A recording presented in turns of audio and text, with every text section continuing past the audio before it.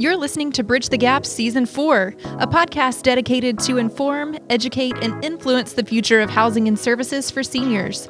This podcast is powered by supporting partners Propel Insurance, Enquire, LTC REIT, the Bridge Group Construction, and Solinity. Learn more at btgvoice.com. Welcome to Bridge the Gap Podcast, the senior living podcast with Josh and Lucas. Another great topic for everybody to lean into today on this great episode here on Bridge the Gap Network. We want to welcome Jake Rothstein. He's the founder and CEO of UpsideHōM. Welcome to the show. Thanks for having me, guys. Really appreciate the opportunity. Yeah, this is going to be an interesting conversation. You know, the senior living industry over the past, I would say year and a half has now come to the forefront of the world's knowledge, right? Given COVID and a bunch of other things and lockdowns, a bunch of other things, the aging marketplace for older adults, the demographics are very compelling. There's also a big talk around affordability and attainable housing. How does that work? There's different levels of care, different levels of acuity. And then you also have this whole trust factor that the industry is trying to bring back occupancy and also bring back trust around the space of older adult care and senior housing. And Jake, you are the founder there at UpsideHōM, which is more of a home care model. But then there's also a lot of great correlation and relationship that you have to traditional senior living. Before we get into some of these topics around individualized aging, technology, and even the cost of traditional senior living, why don't you give our listeners some background of why you even got into this space and why it was so attractive to you? Sure. So started in the industry 6 or so years ago due to a personal family need. My grandfather was diagnosed with Alzheimer's. My grandmother, who was 82 at the time, was trying to care for him. And it was a big challenge for the family and for us. And so I'd go provide some respite here and there for her.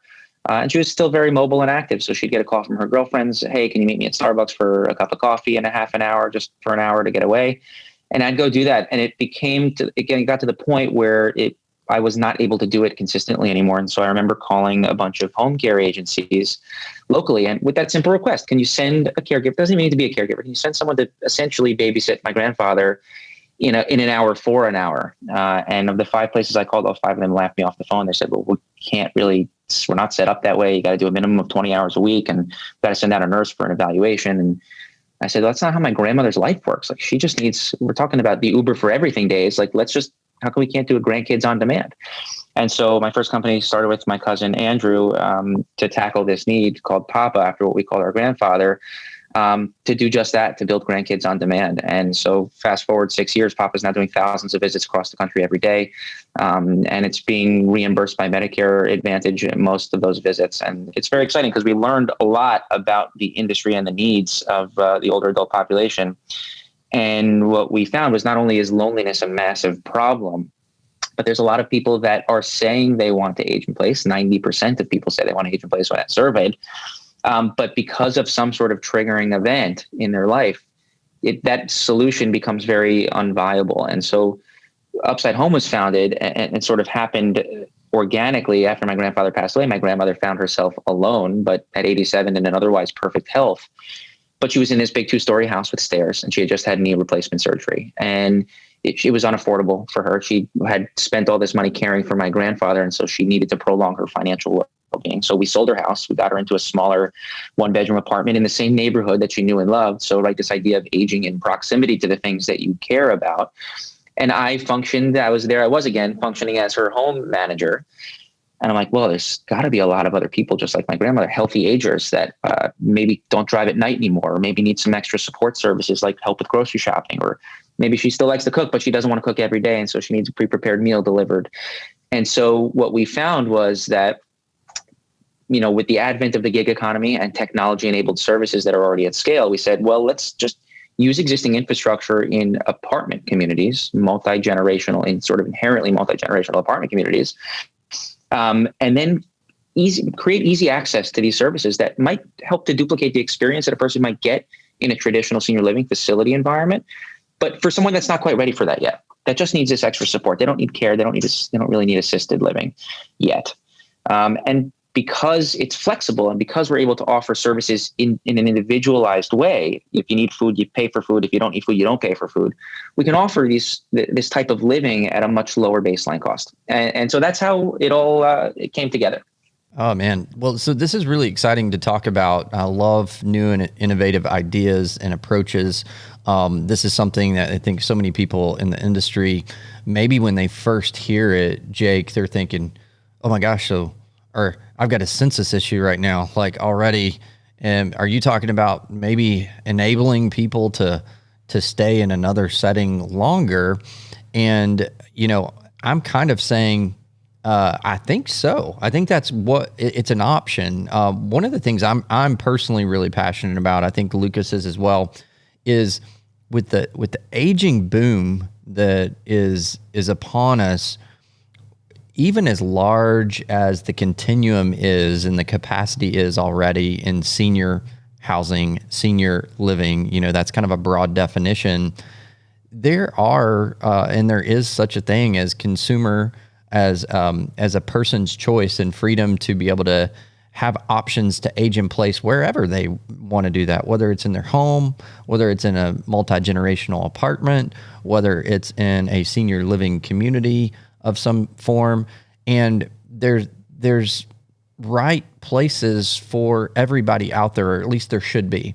And so I love the idea of enabling people and equipping them with an opportunity to have some more options and some more choices for whatever level they want, they can afford, and that they need. So if you're talking to maybe our audience, which is predominantly a senior living audience, what would you tell them would be some of the reasons why perhaps they should be considering partnering with solutions like this? Yeah, it's a great question. So we work with a lot of senior living communities, sort of in a referral capacity and a partnership capacity. We see ourselves as sitting in this continuum before traditional senior living. And senior living, acuities have gone up and age at entry has gone up over the years. And it's become seemingly more of a healthcare product rather than a wellness or a lifestyle product, which I think was maybe the original intent of traditional senior living. And so what we really want to do is we want to capture people that ultimately might need traditional senior living, but get them in that transitionary period where we can support them as they age, as they're in this continuum, but do it outside the walls of a facility so that if and when they do need that, we can be that very easy guiding hand into the right facility. And so what I'd say is there are people that are looking at traditional senior living that aren't quite ready for it, and they know that, and maybe the traditional senior living communities know that also, and so we get referrals that way. And then ultimately we would send them back if and when the timing is right. There's the other piece of this is the affordability piece. I mean, there is a big gap in affordable senior housing, and so where we play, and one of the unique things about our model is that we are able to match people based on compatibility. So if you're a single older man or woman and you don't want to live alone, or your kids don't want you to live alone anymore because you had a spouse that just passed away or whatever it might be, we'll match you with someone compatible. And that compatibility is not necessarily based on age, but it's based on activity level and interests and things like that. And we say, okay, well, why can't you live with a roommate at 78 years old? Why can't you wake up in the morning and have someone to say hello to? Wouldn't that be nice? And by the way, we alleviate loneliness and help to prolong your financial well-being while doing those things. So we can offer price points as low as $1,500 a month for a shared unit. And so that's a price point that probably most senior living communities can't even do, just because they're tethered to big assets, and it's just hard to make that offering available. And so that's one of the sort of the selling points for us. It's like, okay, well, if this person was never going to go into traditional senior living at all, because only 10% of people and older adults actually wind up in senior living, we can capture them and we can give them a safer place to age. So a question, because I'm trying to visualize this solution in my mind. So is this more of a technology app based where software is doing the work, or is this more of like on the spectrum of like a placement, a referral, a coordination, a concierge that's bringing all this together, or is it an app? What exactly is this technology? Yeah. So the technology sits behind the scenes right now. And what we found, and one of the things that we learned early on at Papa, was that older adults have a very widely varying degrees of ability to use technology. Some are really comfortable with their iPhones. Some have a flip phone that they can't even turn on. And so what we said is, let's build really great technology to facilitate the coordination and the execution of all these great services that people will want. And then let's put a human touch between that technology and the older adult themselves or their families. And so with that, we say, okay, well, let's give them access however they are comfortable accessing really great technology. If you want to text us, you can text us. If you want to call us, you can call us. If you want to FaceTime us, you can do that too. And then let our home managers, we call them home managers, there are people that are building relationships with our residents, let them go do all the heavy lifting using technology and some human touch. And so we said we want it to be a personal experience, a personalized experience. We want to build trust with these customers, with our residents, because we want to be able to point them in the right direction for the right services at the right time and really improve quality of life and improve health outcomes and do all of these important things. But we don't want to overwhelm with technology. Technology is, like every company in our mind, is a technology company. It's 2021. If you're not using technology to run your business, then you're probably doing something wrong, in some capacity. What we're finding though is, now that we have a critical mass of residents, we're understanding what are the baselines of how people are going to engage with us. So does it make sense to build a consumer-facing app that gives them simplified access to ordering food or groceries or rides, or even healthcare services like, urgent care telemedicine or primary care telemedicine visits in the home. So things like that we're thinking about. But really, this is a technology-driven approach where we just are stringing together all of these different existing infrastructure and existing services to recreate or to create this experience, this senior living like experience, but do it for a demographic that's a little bit younger and still healthy. So that demographic in particular, I think as a senior living operator, that's a very intriguing group. I'm assuming you're probably talking more about the boomers generation, which is, we've been talking as an industry about this generation as if they're in our industry already, but they're really not yet. They're kind of on their way. So we're needing to learn a lot about them, because we really believe, and I think data and demographics kind of show us that it's a much different group as far as their needs, their preferences, their affordability, their ability to use technology, than this greatest generation of elders that we've been caring for as an industry. So I'm really curious to hear, and I know probably our listeners are too, with you being in the technology world, I'm assuming you guys track a lot of data points. Can you tell us some interesting things and trends that maybe you've started scratching at the surface of and seeing as you've had this cohort start using your system?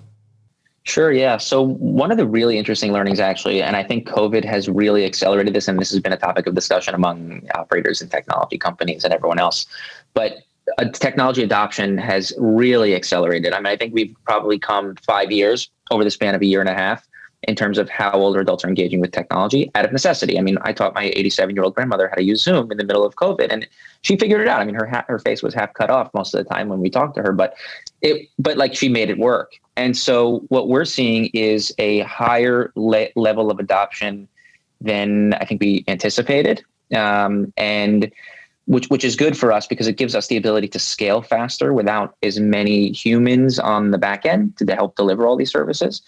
And so it's been really interesting to see the 82-year-old engaging with technology and putting in her maintenance requests on her own, where we really thought that the home manager was going to have to lead that engagement or lead that interaction. So, and then, it's interesting because we have residents as young as 57 and as old as 85. And there's such a wide spectrum from acuity levels to ability with technology. There's just a very wide spectrum of people that we're attracting now. But it's, I'd say if you had to put a target on it, it's the 65 to 85-year-old healthy ager. Interesting. So if a senior living operator is out there thinking, man, how could I potentially make a technology, solution provider like this work for me? Is this going to be a solution that a provider should be positioning that their potential residents are going to be using this software and system in their community, or is this more of something that would be a partnership on the front end that might be a referral to then get that resident to actually move in, and then they don't really need the system anymore? Or is this like an ongoing partnership that kind of helps the senior living community as well? How do you see that happening now and in the future? So today, I think we see it as a referral partnership predominantly. Is there an opportunity to be able to provide our technology to traditional senior living? I think so. I think there will be that. I mean, there's certain elements of senior living that I think that would benefit from stuff like, from technology like this. Like, you pay for that van that sits out front to take people to the grocery store, where, that's a depreciating asset that sits out in the, on the balance sheet in the driveway. And you could just as easily order an Uber and you do it on demand. You don't need to pay for that asset. The same is, maybe goes for pre-prepared meals. So we use a pre-prepared meal delivery service, and are able to provide fresh meals twice weekly on ice to our residents. And, we don't have to have big kitchens and big, and chefs and teams of servers. And so I think that there's an opportunity for senior living to utilize a lot of this and provide more flexibility in the service offerings. But like you said at the beginning, I mean, 11,000 people a day turning 65. There are a lot of people, and they have a very widely varying, set of desires. And so there are people that are ready for senior living, and senior living will be ready for them. And then there are people that aren't quite ready for that, and we'll be here for them. Well, Lucas, I think it's a great opportunity for the providers that are listening. Just another opportunity to where, through partnerships, being better together, you as a provider that are listening, you have the opportunity to, pun intended, bridge the gap and this tsunami of elders in our population that are aging. The aging population, we are not going to have the capacity to care for all of their needs, but we can be a resource. And if we can be a resource as providers in our places of community, that people know, hey, I can call these people and they'll connect me with the Jakes of the world, and they will connect me with the resources that I need. I think that is the best play for all providers, is to be the connector, to be the bridge. I mean, you're in a lot of communities every day, Lucas, talking to a lot of operators. What's the sense that you have of openness to these kind of technologies? I think more than anything, it's just an important topic of conversation that is needed to have right now. I think that there's going to be varying degrees of openness to this, but the fact of the matter is that there are older adults out there that need these types of services, and the senior living industry, as we've talked about, Josh, we have our VIP Ignite event coming up here in Nashville, and we're going to talk about change. We're going to talk about the opportunities that the senior housing world has to care for older adults, to house older adults, and to provide these options to this big group of people that deserve to have dignity, deserve to have affordability, deserve to have options for whatever stage that they're in. And as we've talked about, we are pro older adult and we are also pro senior living in whatever capacity that looks like. And so I think it's a fascinating conversation, Jake. I know that our listeners are going to want to learn more about this, and we'll connect that in the show notes. What's the best way for people to engage with you to have this conversation?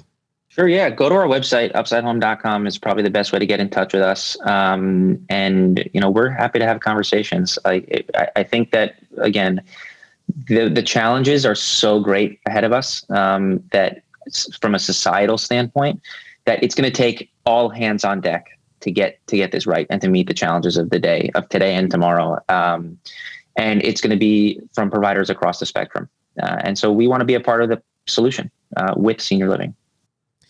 Jake Rothstein of UpsideHōM on the program today. Thanks for spending some time with us. Thank you very much for both of you. You got it. And to our listeners, if you want to come alongside Bridge the Gap and have this conversation about building trust and igniting change, we want you to go to our website, go to vipigniteexperience.com, request your invitation to come to our August event so that we can get face-to-face, knee-to-knee, shoulder-to-shoulder with you to build trust and ignite change. Thanks. And we're going to put Jake's information in the show notes. And to all of our listeners, thanks for listening to another great episode of Bridge the Gap. Thanks for listening to Bridge the Gap podcast with hosts Josh Crisp and Lucas McCurdy. If you were informed, educated, or influenced by this episode, we want to know. Leave a comment on social media or contact us in the show notes. Powered by supporting partners, Propel Insurance, Enquire, LTC REIT, The Bridge Group Construction, and Solinity. Learn more at btgvoice.com.